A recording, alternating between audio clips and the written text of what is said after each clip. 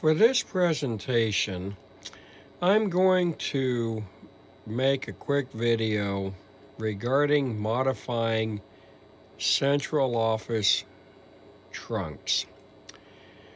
The number 3 crossbar system that I have was not equipped with what's called bi-link trunks. The bi-link trunks are required when you have a call originating from a step-by-step office. The purpose of a bi-link trunk is to create an early pulsing path between the trunk and the incoming register before there is time for cross points to be closed and the pulsing path created through the switching system.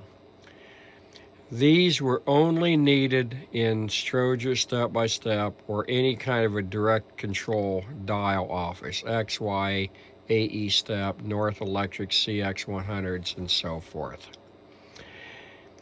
We had a retired engineer take the trunks that I had, a schematic of what we needed, and then the components that we had to work with, the ones that we've had to add to this, and engineer a trunk, and it works perfectly fine.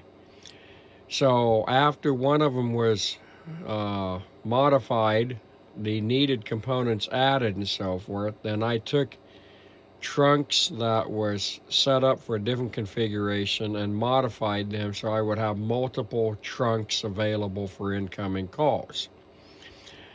The top trunk is one that I had copied from the bottom trunk, and apparently I have made a couple wiring errors because the top trunk fails.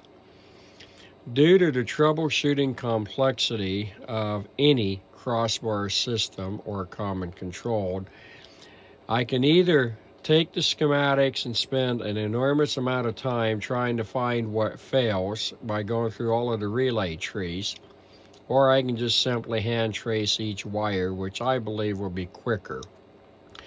It's probably 1 or 2 leads that are flopped. I have built quite a few of these trunks, so out of them, this one on the top has a wiring issue. So I will show the back of this, and then I will work on it, and once I have found my problem, I will continue the video for that. Please like, subscribe, and share. Here are the back of the 2 trunks. The one with the blue wire is the one that I have modified. The other one was modified by Steve. The nice thing about these trunks, unlike a normal number 5 crossbar or even a number 1 crossbar, these trunks are connectorized and can easily be removed from the frame to work on them.